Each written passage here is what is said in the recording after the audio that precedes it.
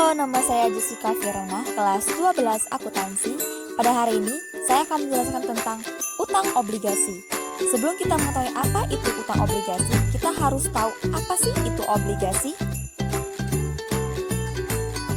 Obligasi adalah surat janji tertulis untuk membayar bunga secara periodik dan sejumlah nilai nominal pada tanggal jatuh tempo. Obligasi dikeluarkan oleh lembaga atau penerbit obligasi sebagai tanda bukti utang.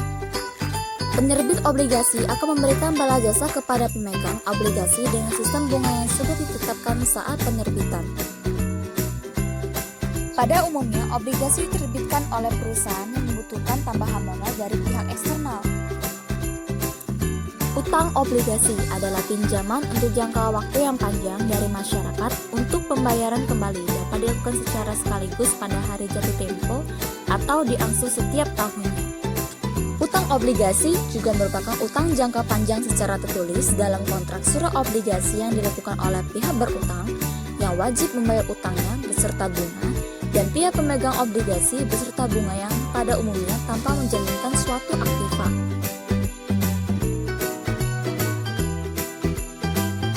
Jenis-jenis obligasi.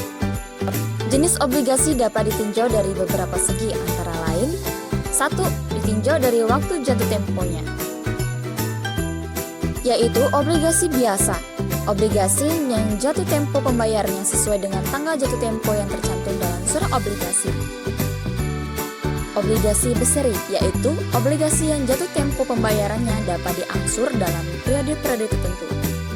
Ditinjau dari jaminannya, terdapat dua macam obligasi, yaitu obligasi yang dijamin dan obligasi tidak dijamin. Ditinjau dari bentuknya, obligasi dapat dibedakan menjadi dua macam, yaitu 1. Obligasi atas nama, obligasi yang hanya dapat diambil bunganya oleh orang yang namanya terdaftar. Yang kedua, obligasi kupon, adalah obligasi yang bebas tidak atas nama. Ditinjau dari pembayarannya, obligasi meliputi 1.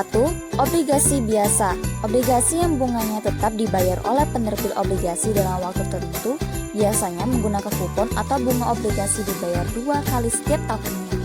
2. Obligasi pendapatan adalah jenis obligasi yang pembayaran bunganya hanya dilakukan pada waktu perusahaan menerbit obligasi mendapatkan keuntungan.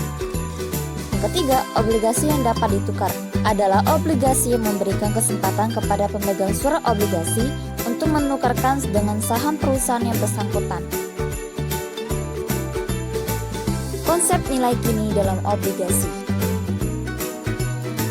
Ketika perusahaan mengeluarkan obligasi, harga jual yang diperoleh oleh penerbit obligasi ditentukan oleh 3 faktor berikut. 1. Nilai nominal obligasi, yaitu nilai pada tanggal jatuh temponya. 2. Bunga periodik yang dibayar atau diberikan atas obligasi tersebut. Dan yang ketiga, tingkat suku bunga pasar. Perbedaan antara tingkat bunga pasar dan tingkat bunga yang tertera dalam kontrak mengakibatkan adanya diskon atau disagio dan premium atau agio. Yang pertama, ketika tingkat bunga pasar sama dengan tingkat bunga kontrak, maka obligasi dijual pada kondisi nilai nominal. Yang kedua, ketika tingkat bunga pasar lebih besar dari tingkat bunga kontrak, maka obligasi dijual pada kondisi disagio. Yang ketiga, ketika tingkat bunga pasar lebih kecil dari tingkat bunga kontrak, maka obligasi dijual pada kondisi agio. Yang dimaksud dengan agio dan disagio ini merupakan penyesuaian terhadap tarif bunga nominal. Agio mengurangi biaya bunga dan sedangkan disagio menambah biaya bunga.